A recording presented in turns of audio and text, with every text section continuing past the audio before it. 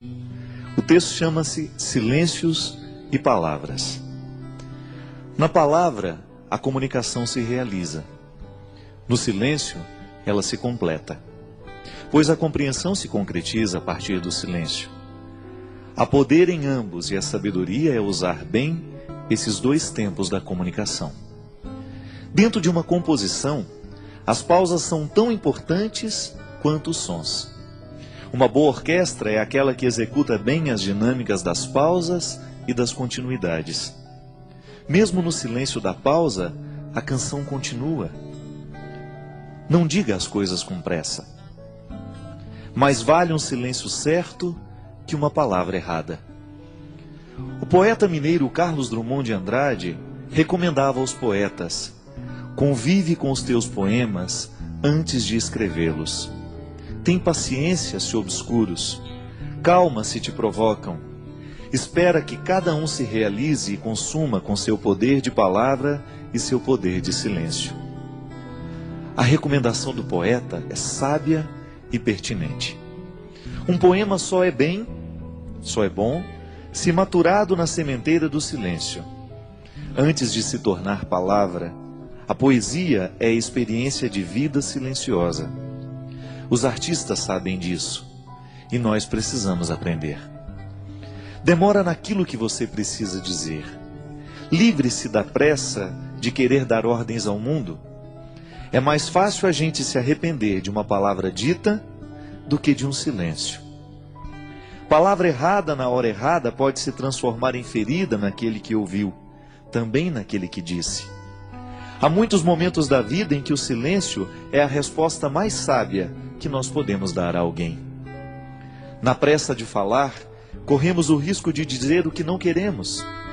E diante de tudo o que foi dito, nem sempre temos a possibilidade de consertar o erro. Palavras erradas costumam machucar para o resto da vida. Já os silêncios certos, esses possuem o dom de consertar. Por isso, prepara bem a palavra que será dita. Palavras apressadas não combinam com sabedoria. Os sábios sempre preferem o silêncio. E nos seus poucos dizeres está condensada uma fonte inesgotável de sabedoria.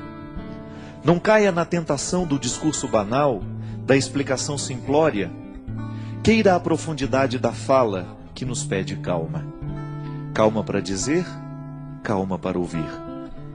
Uma regra interessante para que tenhamos uma boa compreensão de um texto é justamente a calma. Só assim podemos adentrar nos significados que o autor quis sugerir e, consequentemente, mergulhar no mistério do seu texto. Leituras apressadas podem fomentar equívocos. E equívoco é uma espécie de desentendimento entre o que escreve e aquele que lê. É uma forma de obstáculo para a compreensão da linguagem. Na comunicação verbal cotidiana, isso sempre acontece. Dizemos e não somos compreendidos. Diante do impasse, duas realidades são possíveis: ou alguém disse com pressa, ou alguém escutou sem atenção. Dizer e ouvir requerem silêncio. Só diz bem aquele que pensou antes no que iria dizer, e ouve melhor aquele que se calou para escutar. A regra é simples, mas exigente. Por isso hoje, neste tempo de palavras muitas, queiramos a beleza dos silêncios poucos. Eu sei que muitas vezes nós somos vítimas das palavras malditas. Não são poucas as vezes em que palavras malditas chegam até os nossos ouvidos. Uma palavra pode ser maldita por causa do conteúdo que ela tem, ou então por causa da forma. Hoje eu estava lendo um texto, coincidentemente, falando da música das palavras. E o escritor estava dizendo que para cada palavra há uma música diferente que nós podemos colocar nela. De maneira que você pode dizer uma coisa muito dura a alguém, mas você colocar uma música que faça bem ao ouvido de quem escuta. Então a pessoa escuta aquela palavra dura, mas com uma música bonita. Talvez tenha sido isso que Jesus soube fazer o tempo todo. Jesus dizia coisas muito duras, mas a música das palavras de Jesus era extremamente sedutora.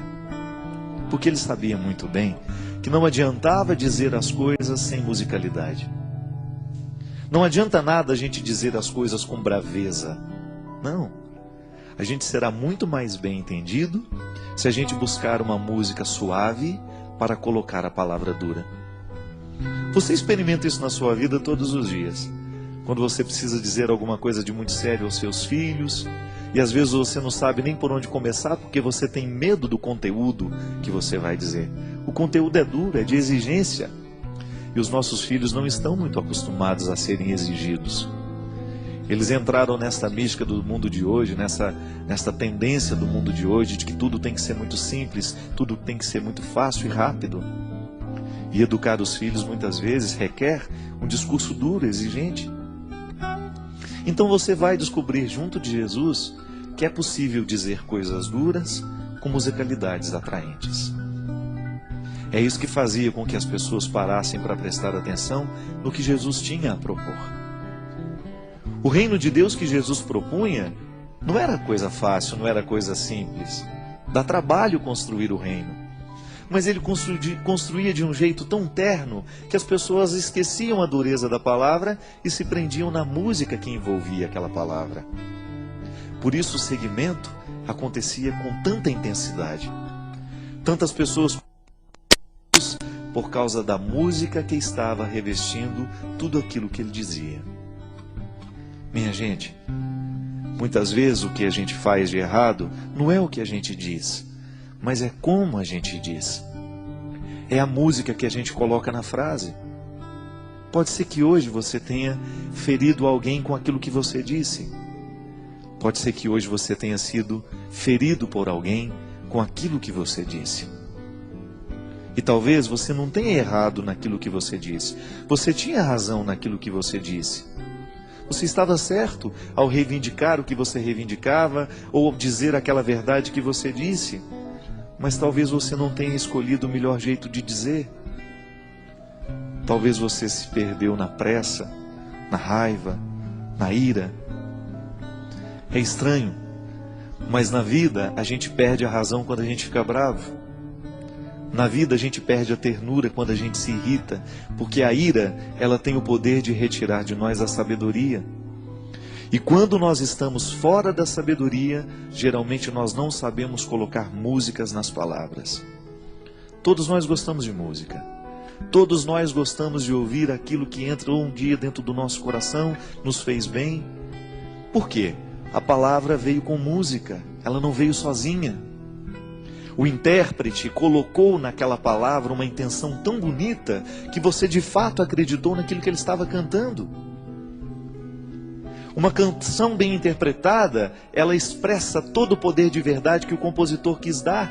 Mas aquele que interpreta, o bom intérprete, ele faz a canção se tornar ainda mais verdadeira do que quando nasceu da mão do compositor. Porque ele soube colocar a intenção da voz. Eu, quando dava aula na faculdade de teologia, lá na faculdade leoniana, eu sempre dizia para os meus alunos que seriam padres um dia: olha, cuidado para você não ficar com um tom de voz, um jeito de falar igual a todo mundo. Busque a melodia das palavras. Busque o seu jeito de dizer. E que o seu jeito de dizer as verdades evangélicas, que o seu jeito de ensinar o evangelho, a palavra de Jesus, as coisas boas da vida, estejam de acordo com aquilo que você verdadeiramente acredita em e identifica neste mundo como ternura. A palavra pode ser dura, mas a música que envolve a palavra não precisa ser. Porque aí você vai ter um poder de convencer muito maior do que se você estivesse usando a palavra dura com uma capa, uma armadura. Não. Todos nós temos medo de armadura, porque ela nos recorda a guerra. E às vezes, ao invés de colocar melodia, música na nossa palavra, a gente coloca armadura. E aí a gente assusta aquele que nos escuta, a gente machuca aquele que nos escutou.